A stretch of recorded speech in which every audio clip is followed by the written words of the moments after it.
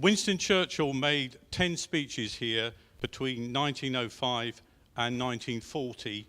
Don't worry, I'm only planning on making one speech here. This is it, and I'm not expecting a Wikipedia entry.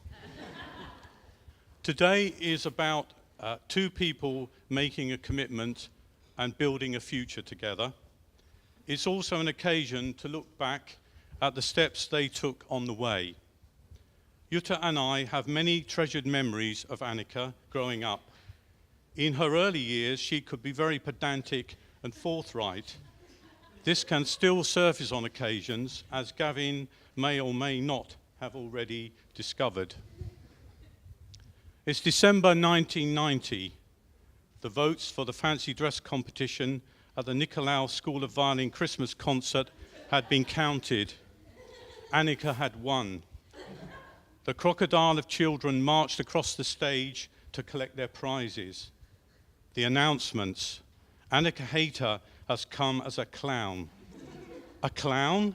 How could a grown-up get this so horribly wrong? Mummy had spent hours sewing numbers on that green coat. A small figure puffed up with indignation and fury, quivering finger stabbing at the yellow star now wobbling on her head, yelled into the microphone, "I am not a clown, I'm an advent calendar." One adult left wishing there was a trapdoor in the stage to disappear through. The vicar at St. Martin's Church, Chelsfield, also regretted inquiring of Annika in front of the congregation how many verses of O Tannenbaum she was going to sing. "All the verses," came the frosty reply. It makes sense. Presumably, if the organist could play the first verse, he could play all the others, and the composer had written all the verses. Why would anyone not sing all the verses? There have been many proud moments along the way too. The confident little girl standing alone on the stage at the Fairfield Halls, Croydon, singing Over the Rainbow. The confident teenager singing a solo in Verdi's Requiem at St. John Smith Square. The confident young woman collecting her law degree and future husband, as it turned out, from Nottingham University. Qualifying as a solicitor and giving her old dad a nostalgic moment back to his 20s as she sang on the stage of the 100 Club, Oxford Street, twice.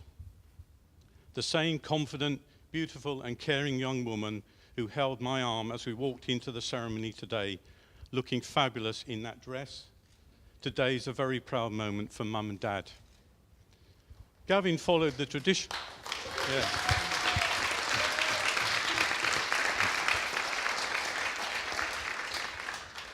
Gavin followed the traditional route of inviting the father of the bride to the pub to outline his intentions. I don't know what happened to the character.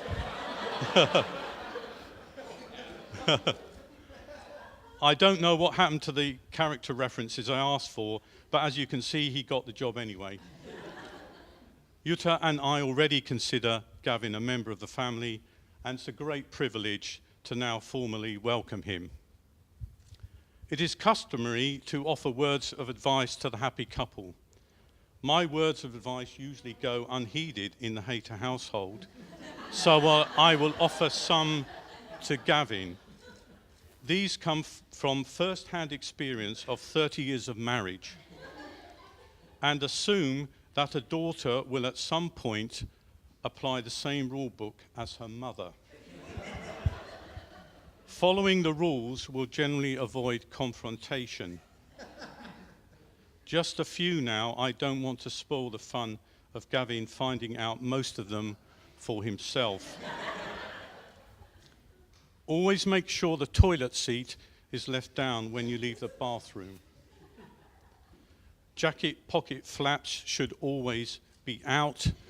Worst offence, one flap half in.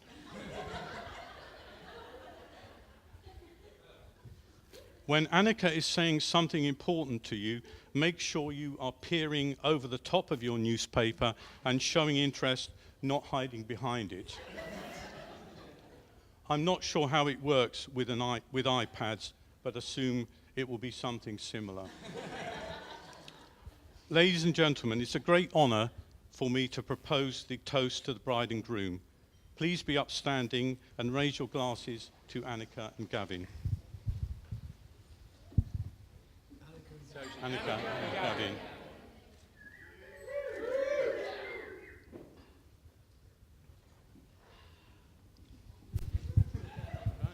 Thank you, our father of the bride.